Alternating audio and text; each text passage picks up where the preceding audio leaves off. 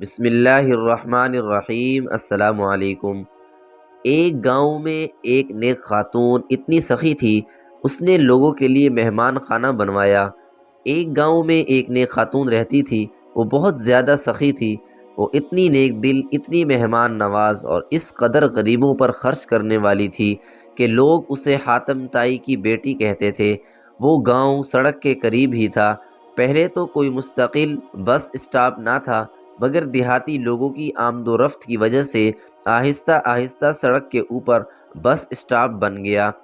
اندر کے علاقوں کے دیہاتی لوگ 5-10 میل کر وہاں آتے کہ خرید و فروخت کے لیے بس پر بیٹھ کر شہر کو جائیں گے۔ کبھی ایسا ہوتا کہ بس کا وقت ختم ہو جاتا تو بیچاروں کے پاس وہاں رہنے کے لیے انتظام نہیں ہوتا تھا۔ اسی حال میں بیٹھ کر رات گزارنے، بھوکے پیاسے رہتے، اور اگر عورتیں ساتھ ہوتی تو اور زیادہ پریشانی ہوتی۔ اس نے محسوس کیا کہ یہاں تو ان کے لیے کوئی بندوبست ہونا چاہیے۔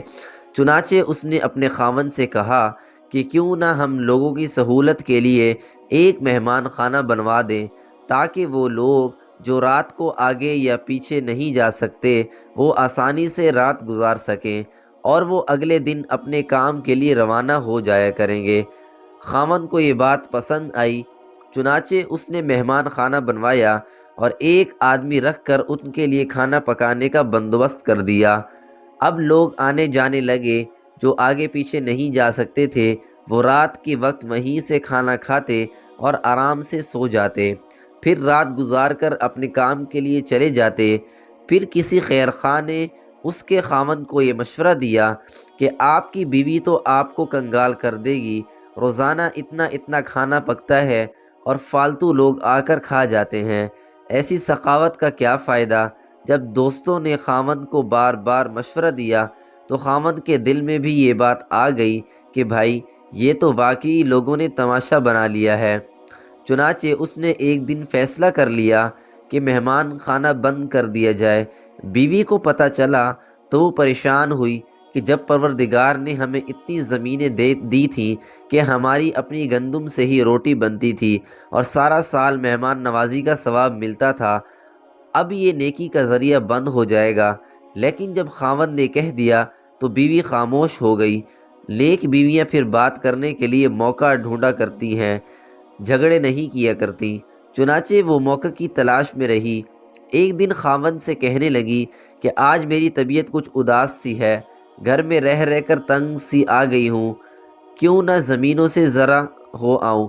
اس نے کہا بہت اچھا۔ خاوند اسے اپنی زمین پر لے کر چلا گیا۔ وہاں کنواں، باغ اور فصلیں تھیں۔ وہ تھوڑی دیر چلی پھری اور پھر آ کر کنویں کے کنارے پر بیٹھ گئی اور کنویں کے اندر دیکھنا شروع کر دیا۔ خاوند بھی ادھر ادھر پھرتا رہا۔ کافی دیر کے بعد کہنے لگا نیک بخت چلے، دیر ہو رہی ہے۔ کہنے لگی بس چلتے ہیں۔ پھر کنویں کے اندر دوبارہ جھانکنا شروع کر دیا۔ کنویں میں دیکھتی رہی۔ بالآخر خاوند نے کہا کہ خدا کی بندی کنویں میں کیا دیکھ رہی ہو؟ کہنے لگی کہ میں دیکھ رہی ہوں کہ خالی ڈول پانی میں جا رہے ہیں اور بھر بھر کر واپس آ رہے ہیں، مگر کنویں کا پانی جیسا ہے ویسا ہی ہے۔ اس نے کہا خدا کی بندی، تو اگر سارا دن اور ساری رات بیٹھی رہے گی تو یہ پانی ایسے ہی رہے گا، خالی ڈھور بھر بھر کر آتے رہیں گے مگر پانی میں کمی نہیں آئے گی۔ جب خاوند نے یہ بات کہی تو اس نیک دل خاتون نے کہا اچھا کنویں کا پانی ختم نہیں ہوتا؟